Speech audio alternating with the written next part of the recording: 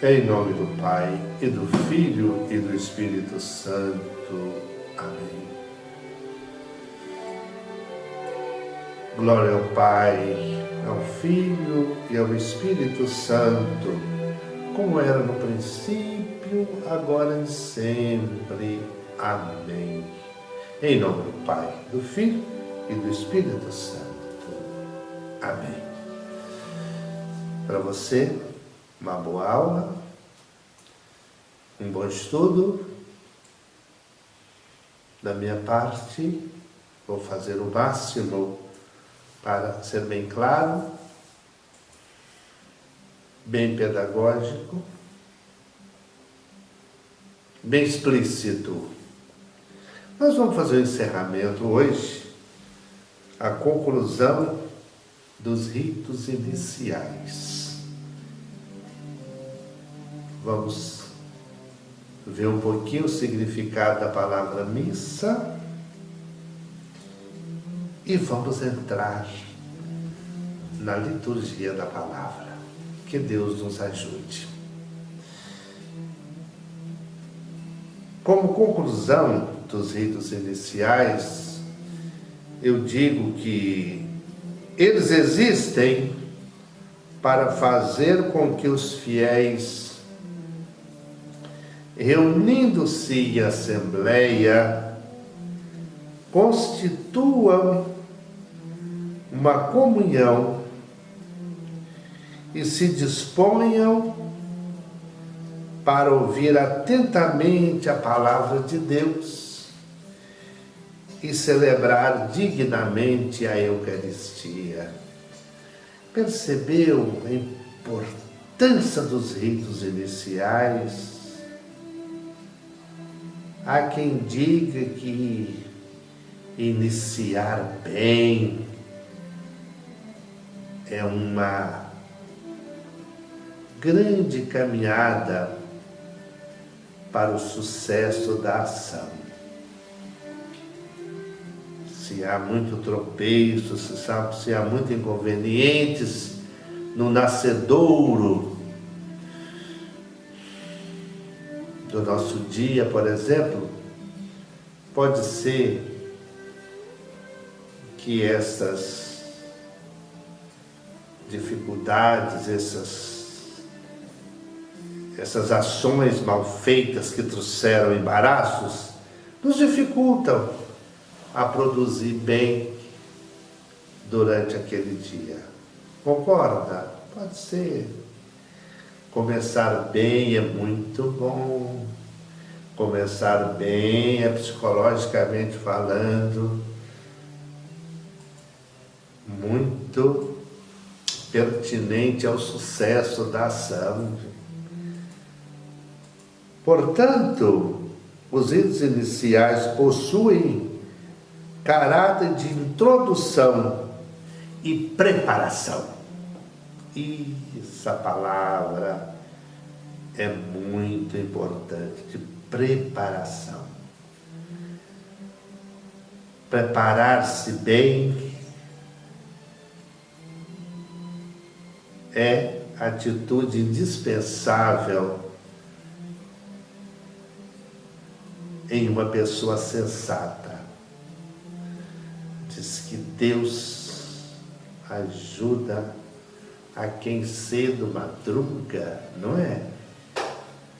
Portanto, esses ritos existem para fazer com que os fiéis, reunindo-se em assembleia, constituam uma comunhão e se disponham para ouvir atentamente a santa palavra de Deus e celebrar dignamente a Eucaristia. Portanto, eles chegam com elementos introdutórios e preparatórios. E aqui eu lanço algumas perguntas. O que se pode melhorar nos ritos iniciais aí da nossa comunidade quanto à acolhida? Está tudo bem na acolhida? Está tudo bem? Não tem nada para melhorar? Canto de entrada. O canto de entrada expressa o mistério celebrado? Ou é apenas aquele sempre o mesmo, que se for espremer, traz pouca coisa. Senhor, quem entrará? Claro que isso aí é um salmo,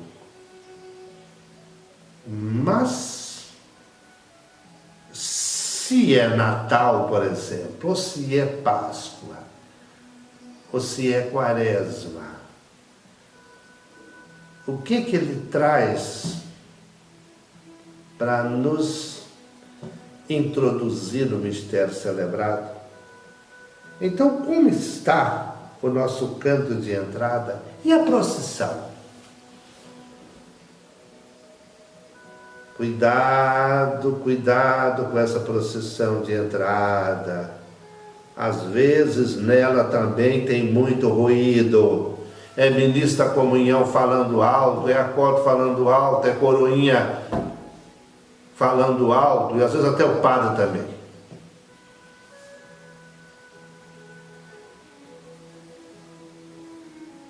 Então é bom pensar. Não é para fazer uma turma de múmia sem ter alguma expressão de contentamento, de elegância. Isto existe. O homem me chamou a atenção que na minha entrada na igreja eu entro cumprimentando as pessoas, eu não as vi. Eu não estava na porta da igreja para falar com elas. Depois da missa já foi dito: ide em paz, o Senhor vos acompanha, aí que eu vou cumprimentar.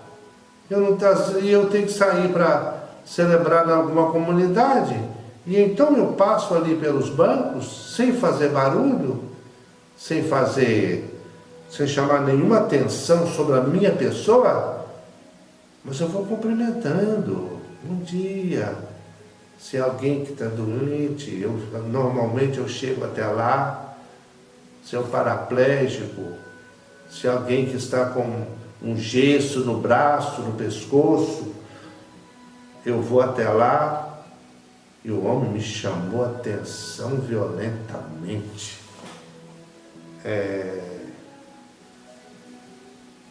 Mas sem barulho.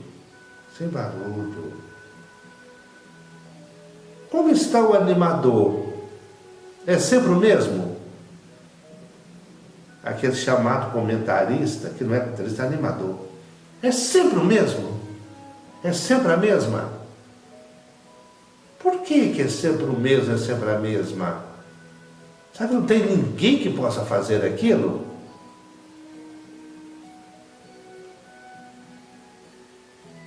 E a organização do espaço? Não deve acontecer que quando começa a celebração, aí que se vai ver que a toalha está torta, as velas estão fora de lugar. Não é hora. Então como é que está o espaço? Está tudo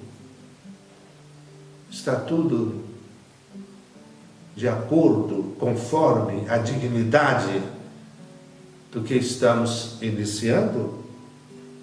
E o silêncio? Como está o silêncio lá na sua comunidade, hein?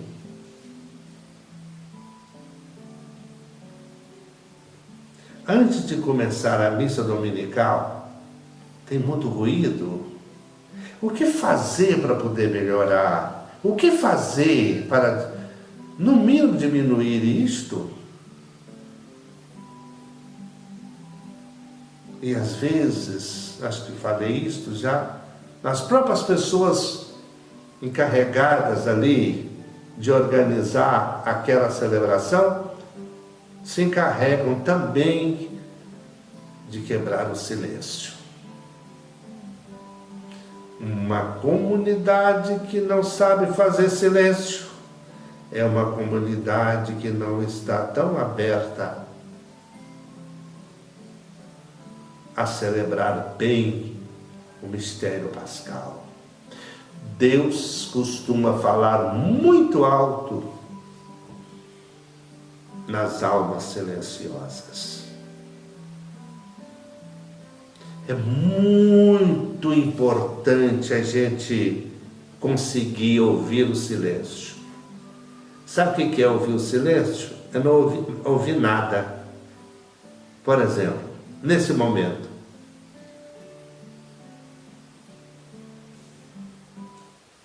nós ouvimos só uma musiquinha orquestrada, você percebeu? Mas barulho nenhum.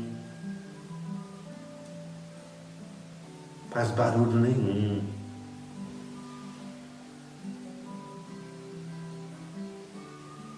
O que podemos fazer para melhorar tudo isso? O que podemos fazer?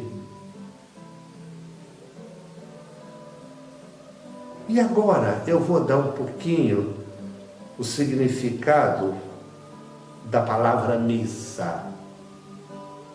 Primeiro, no início do cristianismo, essa palavra era totalmente desconhecida. Não existia essa palavra. Conheciam-se as palavras fração do pão, os Atos dos Apóstolos, né? Chamava também o ato de culto no primeiro dia da semana de ofício. Foi chamado também de sagrado mistério.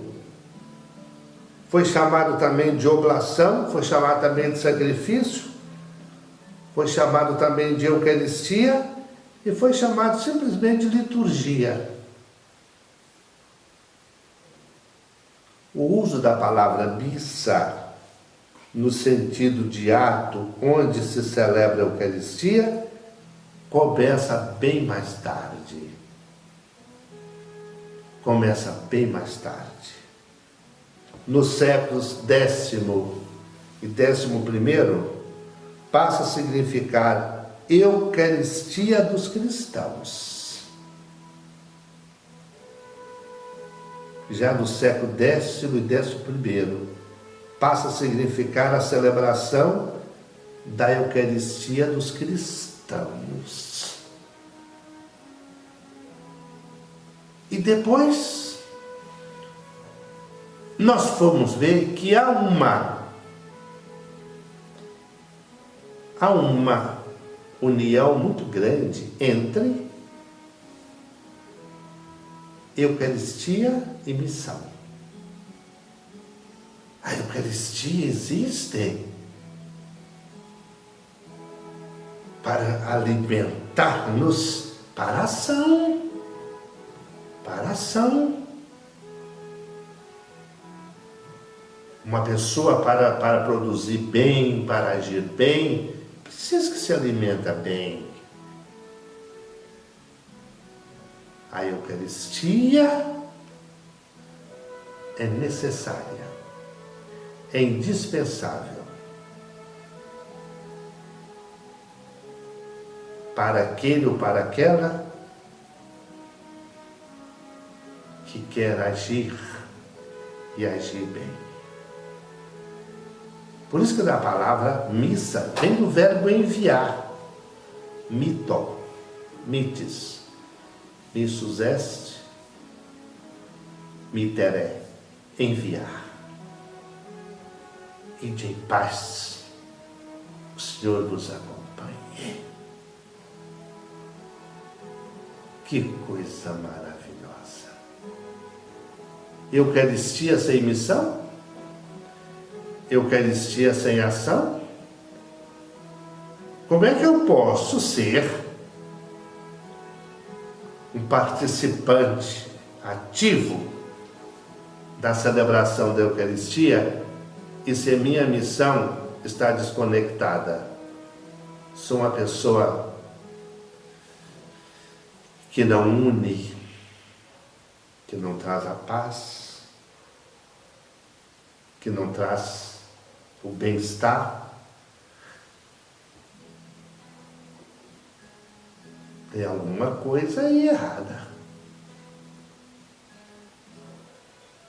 E aqui eu vou encerrando o estudo dos ritos iniciais e nós vamos começar, apenas dar o começo da liturgia da palavra.